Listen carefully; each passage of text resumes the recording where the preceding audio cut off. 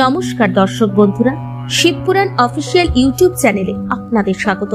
আজ আমরা চলেছি বিহারের এক আশ্চর্য মন্দিরে, কৈমুর জেলার মুন্ডেশ্বরী মন্দির। এই মন্দিরকে বলা হয় ভারতের অন্যতম প্রাচীনতম কার্যকরী মন্দির, যার ইতিহাস শুরু হয় খ্রিস্টাব্দ 108 সালে।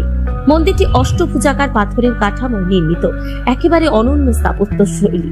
এখানে একসঙ্গে পূজিত হন দেবী মুন্ডেশ্বরী, যিনি মা দুর্গার এক রূপ, এবং ভগবান শিব। সবচেয়ে বিশেষ ব্যাপার হলো এখানে প্রচলিত আছে রক্তহীন ছাগল বলিদান।